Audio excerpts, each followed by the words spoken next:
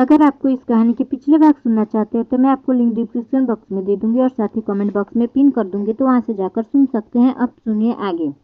प्रशांत जी संक्षिप्त में ठीक है कहते हैं और एक लंबी खामोशी दोनों के बीच आ जाती है। बहुत संभाल कर बाइक ड्राइव करने के बाद प्रशांत एक जगह जाकर बाइक रोक देते हैं। वहाँ कुछ मंजिल की इमारत बनी होती है। अर्पिता बाइक से उतर जाती है तो प्रशांत बाइक वे स्टैंड पर लगा अर्पिता से अंदर चलने को कहते हैं। वह अपना फ़ोन निकालते हैं और एक नंबर डायल करते हुए तेज कदमों से आगे बढ़ जाते हैं, इतना आगे कि एक मोड़ के बाद वह आंखों से ओझल हो जाते हैं। अर्पिता धीरे धीरे आगे बढ़ती है लेकिन कुछ समझ नहीं पाती है जाए किधर। वह मन ही मन सोचती है, हमें यहाँ अकेला छोड़ वह कहाँ गायब हो गए आप, अब आगे कहाँ जाना है हमें कैसे पता। वह ये सोच ही रही होती है कि तभी उसके पास लगभग 25 वर्ष की एक लड़की आती है और आकर उससे कहती है, गुड मॉर्निंग मिस अर्पिता व्यास, तो आप यहाँ इंटरव्यू के लिए आई है। अर्पिता, हाँ लेकिन आपको कैसे। लड़की, मेरा नाम नीलम है और मुझे मेरे सीनियर सर ने आपको अटेंड करने के लिए बोला है, सो प्लीज हाथ बढ़ाते हुए वो उससे कहती है। ओके कहते हुए अर्पिता उसके साथ चली जाती है। वह लड़की उसे इंटरव्यू रूम में ले जाती है और वहाँ से वापस चली आती है। अर्पिता अंदर जाती है और इंटरव्यू देने लगती है। लगभग 20 मिनट तक उसका इंटरव्यू लिया जाता है, जहां उसे यू आर सिलेक्ट बोल वहां से जाने को कहा जाता है। अर्पिता बाहर आती है और खुशी मन ही मन प्रशांत जी को धन्यवाद करती है। नीलम वहां आती है और अर्पिता को ले जाती है। नीलम उसे सारी आवश्यक जानकारी दे देती है और सारे ज़रूरत की दस्तावेज उसे उपलब्ध करा देती है। नीलम, तो मिस अर्पिता आप कब से ज्वाइन करना चाहेगी। अर्पिता, नेक काम में देरी कैसी। नीलम, ठीक है फिर आप मेरे साथ चलिए, मैं आपको काम समझा देती हूँ। आपको गाइड करने के लिए आपके साथ आज मैनेजर सर रहेंगे, फिर कल से आपको खुद ही सब संभालना होगा, ठीक है मिस अर्पिता। अर्पिता, या ओके। नीलम उसे एक केबिन में ले जाती है जहाँ एक व्यक्ति पहले से मौजूद रहता है। अर्पिता अंदर जाकर गुड मॉर्निंग विश करती है। नीलम वहाँ से चली जाती है और अर्पिता सीनियर के साथ कार्य समझने लगती है। फिर प्रशांत जी बाइक घर पार्क कर वहाँ से बस अड्डे के लिए निकल जाते हैं। वहाँ से कानपुर वाली बस में बैठ कुछ घंटे में कानपुर पहुँच जाते हैं, जहाँ वो अपना फ़ोन निकालते हैं और सिटी हॉस्पिटल के डॉक्टर का नंबर डायल करते हैं। सिटी हॉस्पिटल पहुँच वो डॉक्टर से मिलते हैं, जहाँ वो ऐसे उसे रोगी के कमरे में लेकर जाते हैं। प्रशांत अंदर कमरे में जाते हैं जहाँ उसे दो व्यक्ति दिखाई देते हैं जिनका शरीर लगभग 70% जल चुका है, जिन्हें देख प्रशांत जी एक पल को पहचान नहीं पाते हैं। कुछ देर में उन्हें देखते हैं, फिर अर्पिता के माँ पापा के छवि याद करते हैं तो उसे थोड़ा सा यकीन होता है कि शायद ये उसके माँ पापा ही हैं, लेकिन श्योर नहीं हो पाते हैं। वह डॉक्टर से बात करते हैं और उनका ठीक तरह से उपचार करने को कह वहाँ से चले आते हैं। आते आते ही उन्हें देरी हो जाती है। वह सीधा रूम पर जाते हैं और कुछ ही देर बैठकर रेस्ट करने लगते हैं और सोचते हैं, अर्पिता के बारे में क्या पता करूं। अब तो शायद निकल चुकी होगी वहाँ से, 4 बज चुके हैं और मैंने नीलम से कहा था उसका वर्किंग टाइम 10 से 4 करने का, जिसके बीच उसे भी थोड़ा बहुत आराम मिल सके, क्योंकि शाम को फिर वह एकेडमी जाएगी। कितना काम करने लगेगी अप्पू, ऑफिस, एकेडमी, पढ़ाई, इन सब में मुझे उसके सपनों को भी पूरा करने में मदद करनी है। उसे भूलने नहीं देना है कि वह एक संगीत की प्रोफेसर बनना चाहती है। बेटा प्रशांत, बड़ी वाली परीक्षा की घड़ी आनी है। अब मुझे उसे सपोर्ट करने के साथ साथ अपनी फीलिंग्स का एहसास भी दिलाना है। सोचते हुए वो नीलम को फ़ोन लगाता है और उससे अर्पिता के बारे में पूछता है। नीलम उसे बताती है कि अर्पिता अभी अभी यहाँ से निकली है। सर बता रहे थे कि अब जल्द सीखने का काबिलियत है, उससे ज़्यादा ही जल्दी सारा कार्य सीख जाएगी। जानता हूँ, इसलिए तो बिना कागजात के भी उसे ऑफिस में हायर करने को कहा था मैंने। और हाँ, ये बताओ कि वह पोस्ट और खाली थी ना, उसका क्या हुआ। क्या कोई सिलेक्ट हुआ या पोस्ट अभी तक खाली है। प्रशांत ने नीलम से पूछा। नीलम, जी सर, उसके लिए अभी कैंडिडेट अपॉइंट कर लिया गया है। सात्विक नाम है उसका। मिस अर्पिता के इंटरव्यू के कुछ देर बाद वो भी जॉब के सिलसिले में आए थे। उनकी योग्यता और वर्क एक्सपीरियंस के बेस पे उसे जॉब दे दी गई है। ओके, बाकी बातें मैं कल आकर करता हूँ। क्या प्रशांत फोन कट कर देता है और खुद से कहता है, शुक्र है सब अच्छे से हो गया है। अब सुबह से शाम तक अर्पिता मेरे सामने रहेगी। हाय, इससे अच्छी बात मेरे लिए क्या हो सकती है। वह उठकर अपने कमरे में चले जाते हैं। कुछ ही देर में अर्पिता भी आ जाती है। वह एक नज़र प्रशांत की रूम ओर डालती है, जहाँ प्रशांत जी कमरे में पड़े काउच पर लेटे कानों में हेडफोन लगाए मस्त होकर कुछ सुनने में लगे हैं। प्रशांत मस्त मग्न इतनी आवाज में गुनगुना रहे हैं जो दरवाजे पर खड़ी अर्पिता को साफ साफ सुनाई दे रही होती है। वह वहीं रुक जाती है और आगे सुनने लगती है। जब खत्म हो जाती है तो प्रशांत अपनी आंखें खोल हेडफोन निकाल रखने के लिए मुड़ते हैं। जहाँ अर्पिता को सामने खड़ा देख वो चौंकते हुए कहते हैं, अप्पू तुम यहाँ कब आई? अर्पिता का मूड अच्छा होता है सो वो मुस्कुराती हुई कहती है, हम तभी आए जब बुला रहे थे, तुम आओ तो सही।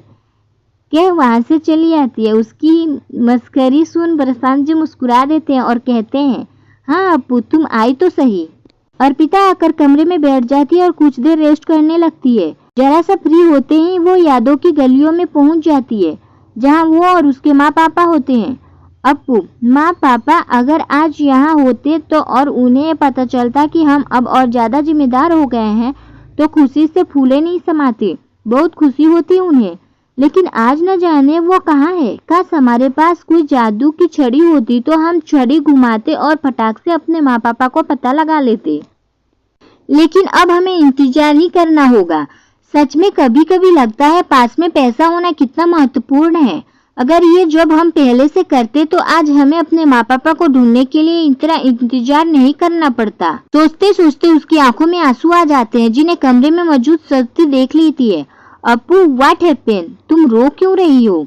अप्पू हम तो नहीं रो रहे हैं, ये तो बस ऐसे हैं। कहते हुए अप्पू अपने आंसू पोंछ लेती है और मुस्कुराने की कोशिश करते हुए श्रुति को देखती है।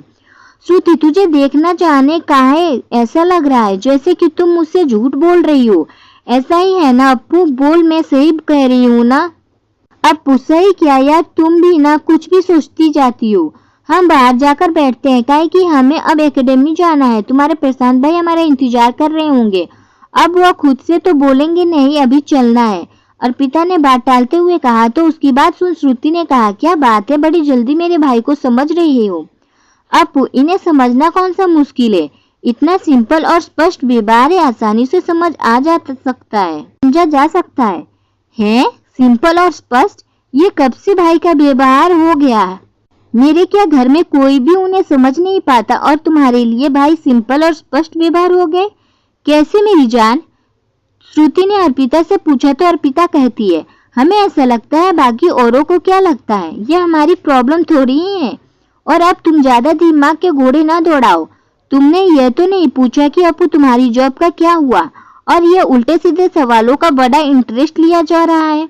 ओहो अप्पू, अब जॉब का क्या पूछूं मैं? तुम्हें ही इतनी काबिल हो, तुम्हें नौकरी ना देकर किसी को अपना नुकसान थोड़े ही कराना है, या कहो अपने पैर पर थोड़े ही कुल्हाड़ी मारनी है। भाई, टैलेंट लोगों की हर जगह कदर होती है, इसीलिए मैंने पूछा ही नहीं। वैसे तुम बताओ, मैंने सही कहा ना, तुम्हें जॉब मिल गई है ना? अप्पू, हाँ श्रुति, जॉब तो मिल गई है और आज हमारा पहला दिन भी था हमारा, तभी तो इतनी देर से आए।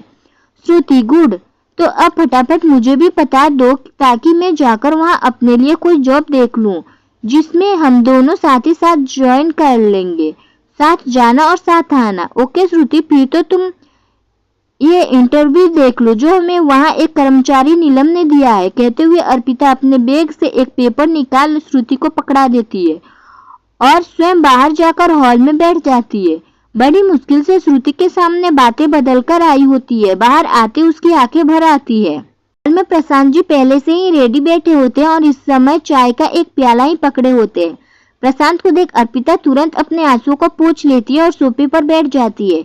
प्रशांत के हाथ में चाय का प्याला देख अर्पिता उनकी ओर ऐसे देखती है जैसे उन्हें कल तय हुई बात याद दिला रही हो।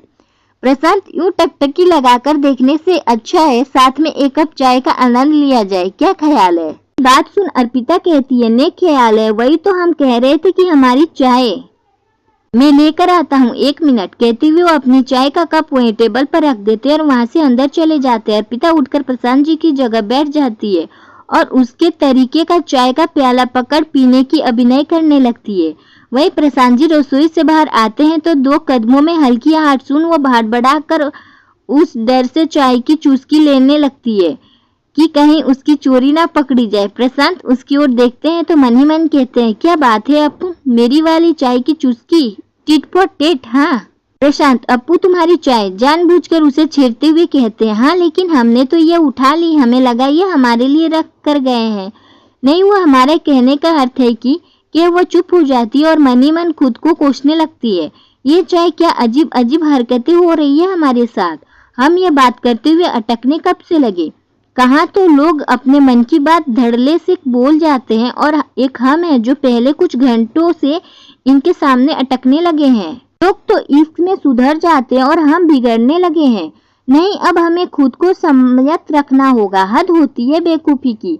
ये एहसास है कोई डायनासोर थोड़े ही है जो इनके देखते ही हमारी बैंड बजने लगे। पिता अपनी ही मन क्या झंझावत को उलझती है, पिता अपने ही मन के झंझावत में उलझी होती है तो प्रशांत जी उसकी ओर देख उससे कहते, अप्पू चाय ठंडी हो रही है, पी लो उसे। काहे कि मुझे ठंडी चाय पसंद नहीं है। प्रशांत जी के बोल सुनकर अर्पिता अपनी सोच से बाहर आती है और सॉरी कहते हुए चाय की चुस्की लेने लगती है। तभी श्रुति भी वहां आ जाती है और पिता के साथ बैठ जाती है। भाई मैं कुछ सोच रही थी, आपसे कहूँ, श्रुति ने जानबूझकर ऐसा प्रशांत से कहा। प्रशांत, कहो ना, किसने रोका है तुम्हें। श्रुति मन ही मन सोचती है, और रोका तो किसी ने नहीं है भाई, लेकिन क्या है ना, अब बात अर्पिता के साथ जॉब करने की है तो आपसे पूछना भी तो बनता है ना। आखिर कंपनी भी आप ही हैंडल करते हो, बॉस है आखिर आप। और कहती है, हाँ भाई रोका तो किसी ने नहीं है, लेकिन वो क्या है ना, कभी कभी आप पॉजिटिव हो जाते हो तो बस इसीलिए। हाँ श्रुति, अब तुम्हें लेकर पॉजिटिव होना तो मेरा अधिकार है। आखिर छोटी बहन हो तो इससे में कुछ गलत तो नहीं है। वैसे अब यूं बातों को घुमाना बंद करो और साफ साफ बताओ क्या चाहती हो। आज कौन सी बात मनवानी है, प्रशांत ने सीधा सा कहा। अर्पिता प्रशांत और श्रुति की ये अनोखी नोकझोंक देखकर मुस्कुरा देती है और अपना तथा प्रशांत दोनों का कप उठाकर रसोई में चली जाती है। श्रुति, भाई बात यह है कि मुझे भी अर्पिता के साथ जॉब करनी है, तो आप प्लीज कोई जुगाड़ करिए ना और मुझे भी ऑफिस में कोई काम दिला दीजिए।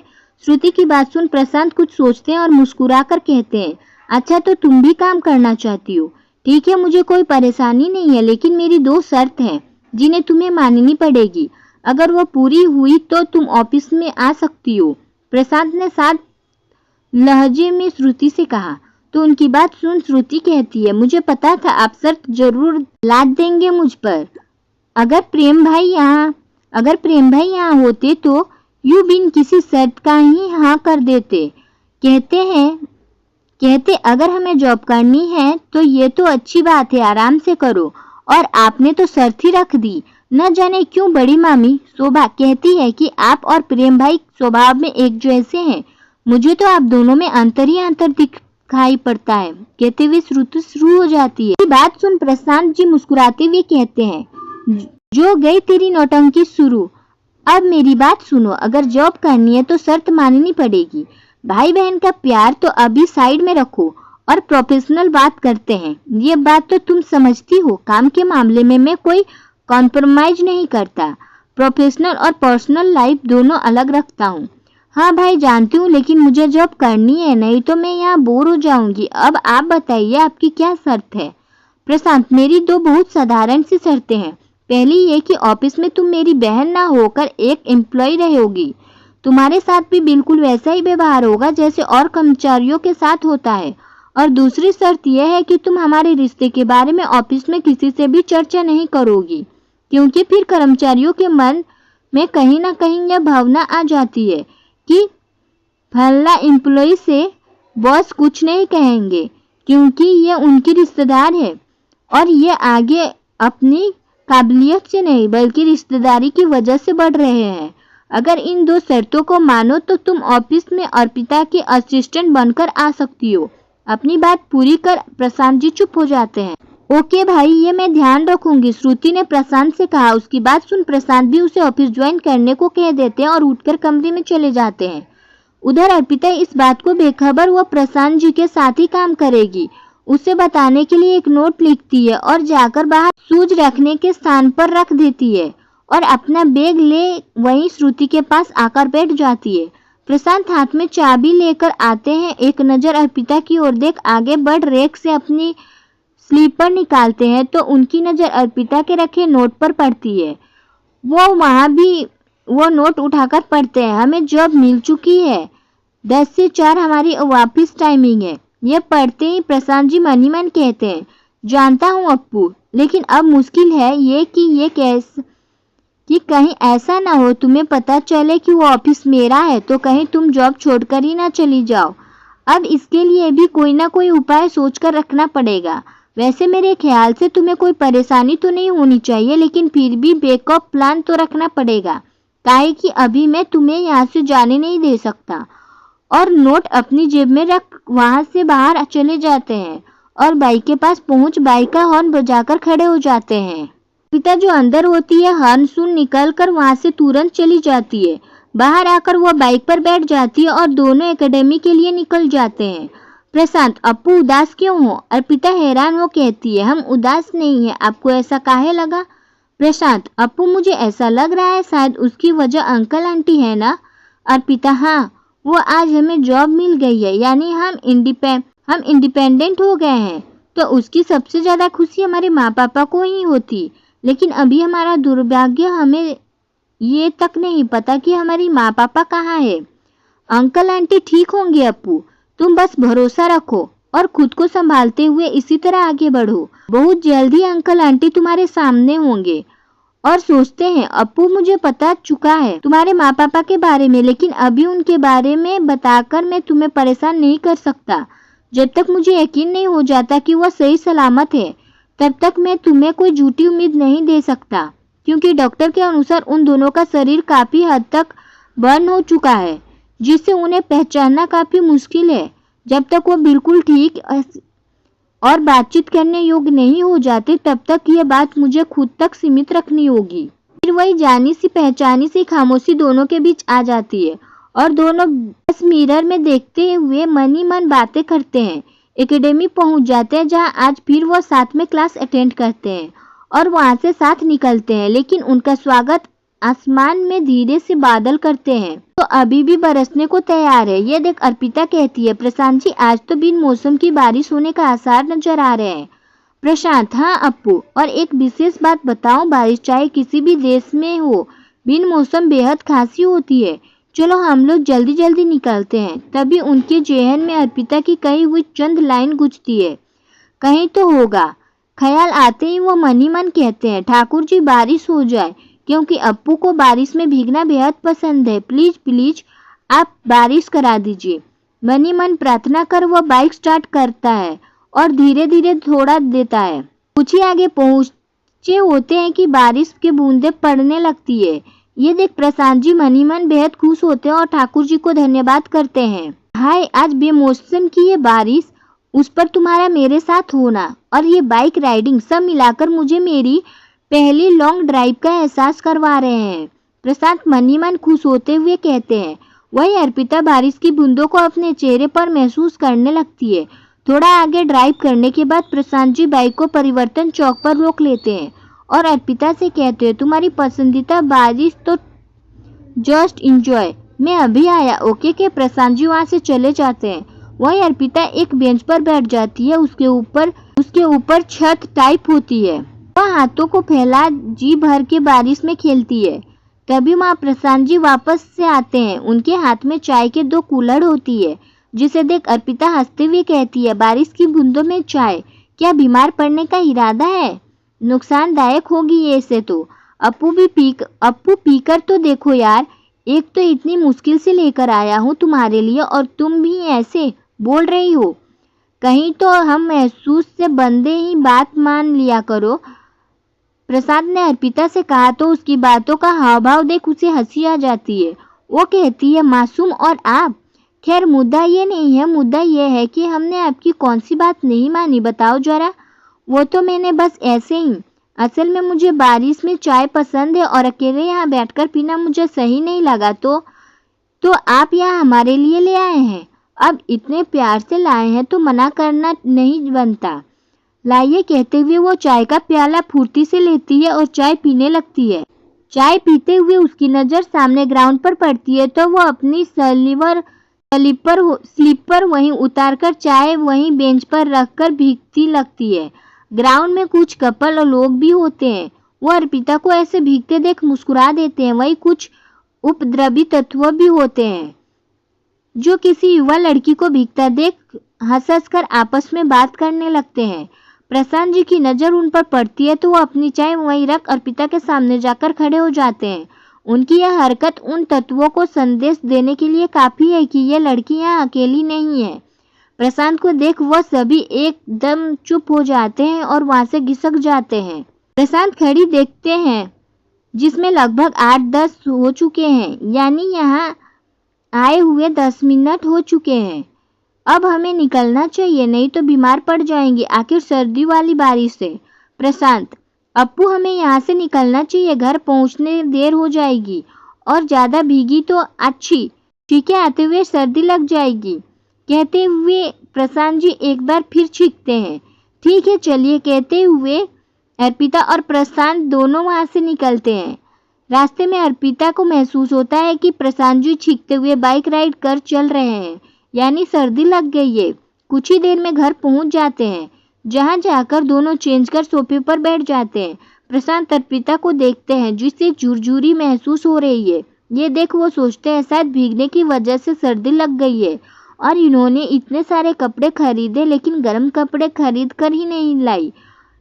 वह घड़ी कहते हैं जिसमें रात के 9 बज चुका है, यानी अभी अभी बाजार जाया जा सकता है। यह सोच वह परम को कहते हैं, मुझे अभी जरूरी काम से जाना है, आज का कार्यभार तुम संभाल लो छोटे।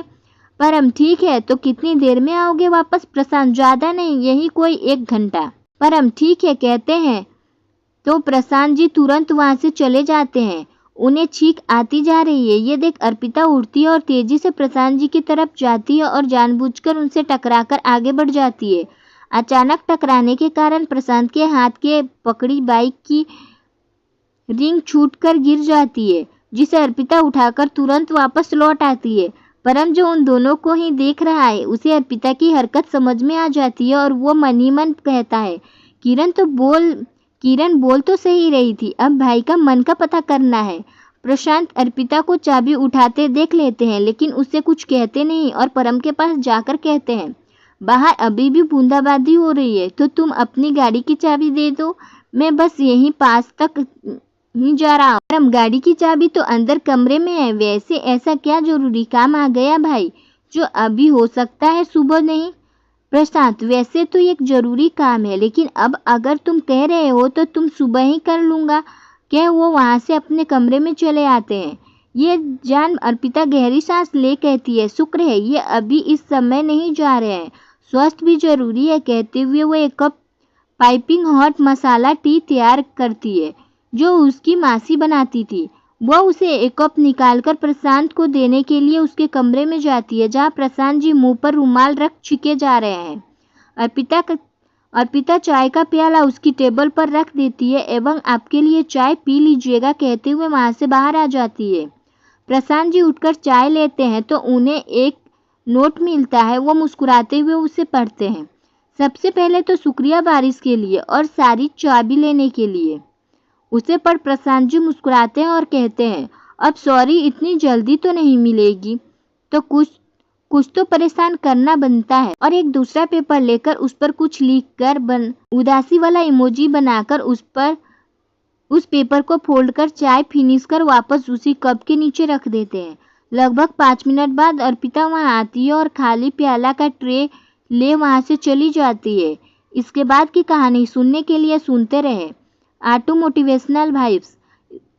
आपको यह कहानी कैसी लगी मुझे अपनी राय कमेंट बॉक्स में ज़रूर दीजिएगा। कहानी पसंद आए तो लाइक शेयर सब्सक्राइब कर दीजिए।